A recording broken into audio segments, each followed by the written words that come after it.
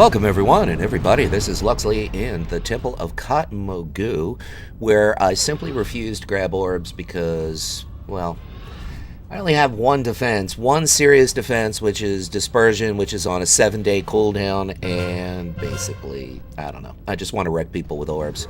Took my Berserker buff, which is the other thing that I want, so I guess I just gotta wreck people without Berserker buff.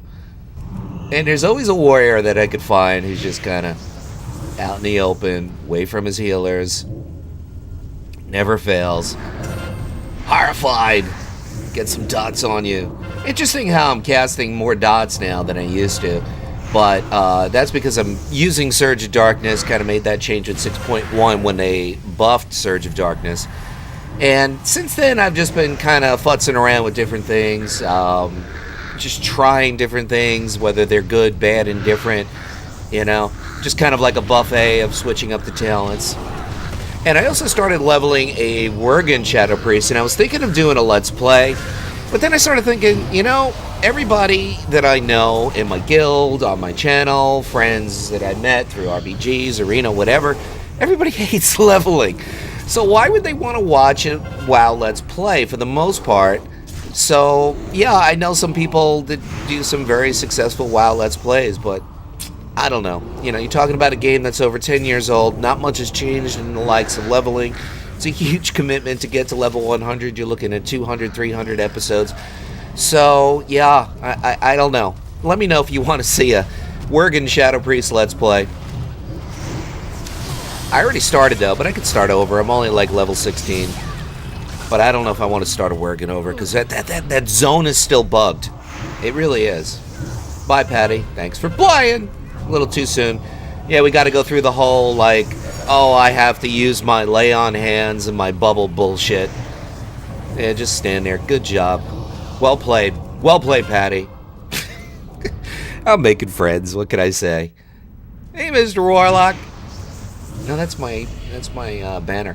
Guys, little helpful tip. Alliance banner, Horde banner can be used in RBGs, by the way. And it's I think it's a 15% boost to your stamina. So, pretty damn helpful. I mean, especially, for example, if you're a mage, if you have the, what do you call it, the trinket that bumps up your health, right?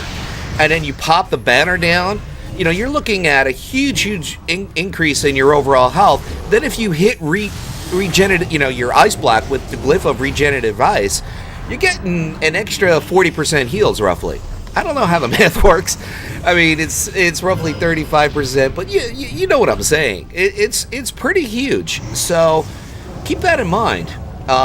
Or any other class that has an ability that, you know, your heals are based on your overall health. Off the top of my head, I can't think of others. I'm sure there are others, but that's something to keep in mind. Also, I can't tell you how many times, you know, against melee cleaves in a BG, just popping that banner down bought me an extra time, bought me some extra health to survive. You know, it's not cheating. You know, the other guy could do it and pick it up for only 500 honor points, and you get that in Stormwind or Orgrimmar at the old PvP vendors. Just a helpful tip for people. Another helpful tip is avoid the orbs here.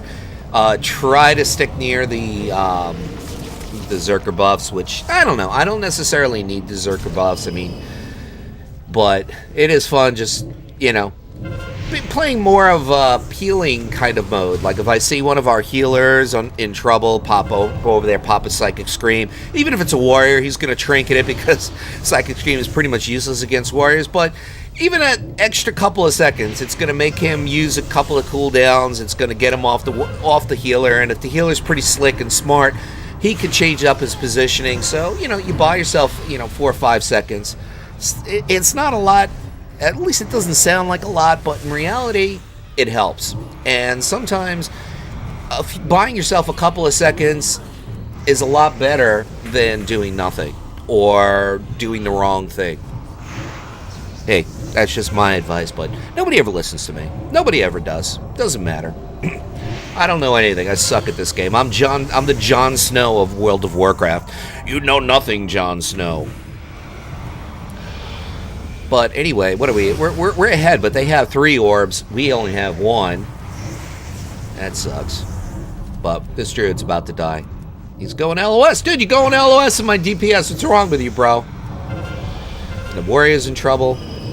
I'm going to go after the shaman. Why? Because it's a bad choice. I should be going after the warrior. But we'll get the shaman dead soon. Thanks for playing. Oh, the warrior's doing his whirly bird. Yeah, we're still doing pretty decent. Horde have 0 orbs. I don't know how many we have. You know, I was in one of these the other day, Temple of Kotmogu, and the fact is, you have... neither team had a single orb for like 5 minutes, and then finally somebody went over and grabbed the orb. I just was like, oh my god. Now, I get it. I get that you don't want to die very quickly. I tend to not like the orbs, and other classes I could see not liking them either because they can't use some of their major defenses. Paladin can't bubble, Hunter can't deter, etc., etc., etc. So yeah, I could see how, you know, wanting to avoid orbs unless you have the kind of defenses like a warrior that could keep up offensive pressure while they're using a defense.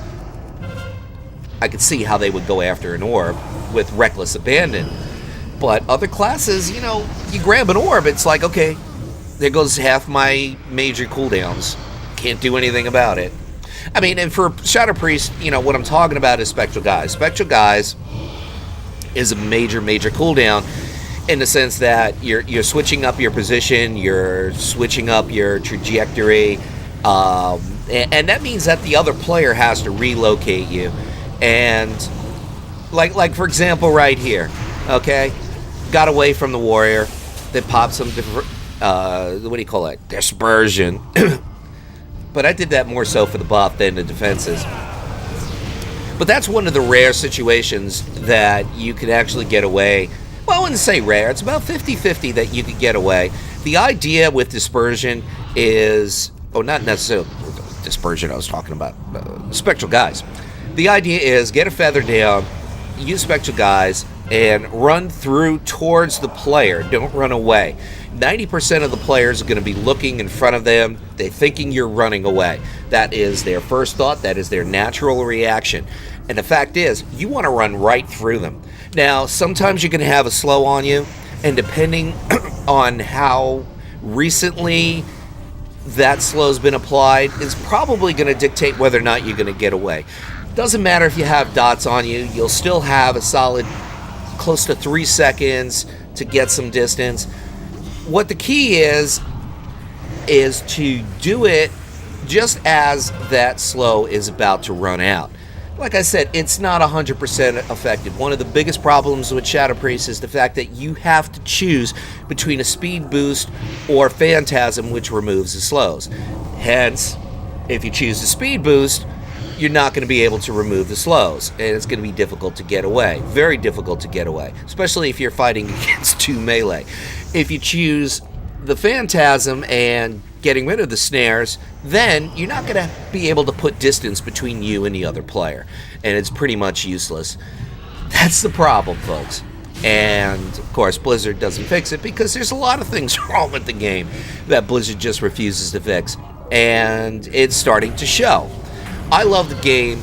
I still play the game. I'm a strong advocate of the game. I'll still promote the game indirectly through my videos. But the fact is, it does sadden me when I see 3 million people bow out of the game, because that says something, okay?